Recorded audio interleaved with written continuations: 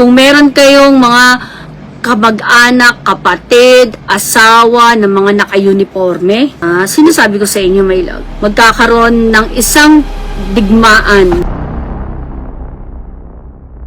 Anim na bagyo ang pwedeng sunod-sunod na magbigay sa atin o magpalugmok sa buong Pilipinas.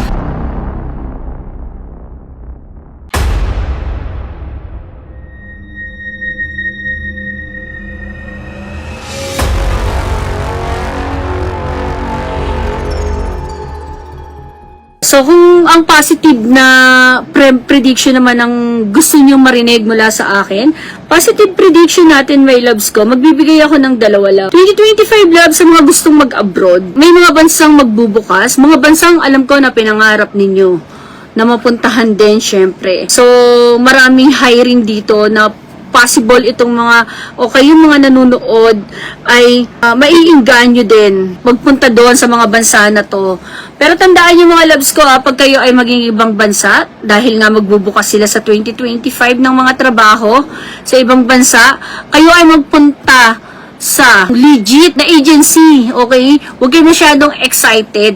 Huwag kayo masyadong, kumbaga parang mataranta. Maghanap kayo ng legit na agency talaga. Mag-check kayo lagi sa may POEA. May site naman sila. So, kung di kayo marunong, magpa-check kayo sa mga taong marurunong. Huwag kayong basta-basta kakagat, okay? Pagkatapos mga loves ko, ang isa pang positibo na po pwede kong sabihin sa inyo ay ang pagdating may love ko sa yung sa mga produktong galing sa bukid. So, bukid, karagatan, my loves, maraming ibibigay si universe na blessing sa atin next year. Kaya nga, di ba, sabi ko sa inyo, mag-aral na kayong magtanim, mag-aral na kayong mag-alaga ng kung ano man ang gusto nyong alagaan.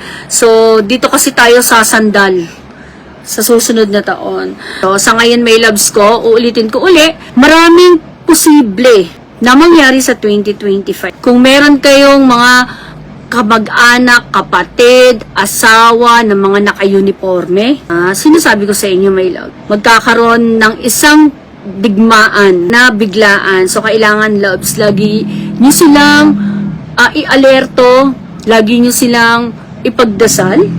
Kung po pwede nga lang i-shield natin sila, i-shield natin sila. So, kailangan, my loves ko, ay lagi tayong aware.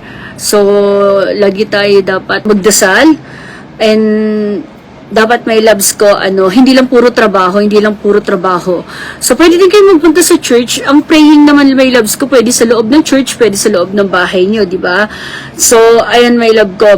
So, dun sa mga binaha, or dahil nga nasabi ko na maraming, anim na bagyo, ang po pwedeng sunod-sunod na magbigay sa atin o magpalugmok sa buong Pilipinas, may love ko, ngayon pala maglinis na kayo ng kanal nyo. Kasi, ang paglilinis ng kanal sa panahon ngayon, ay malaking tulong yan pag dumating ang sinasabi kong bagyo na yun. So, ngayon pa lang, paayos nyo na yung mga bubong nyo, ganyan. Hindi ko naman sinabi magpa-renovate kayo ng buong bahay. So syempre, my loves ko, hindi naman lahat ay may kakayahan sa ngayon dahil nga sa hirap ng buhay. Pero, hopefully, my loves ko ay aware na lang din kayo. So, ay mga loves ko, hanggang dito na lang muna ang ibibigay ko sa inyo.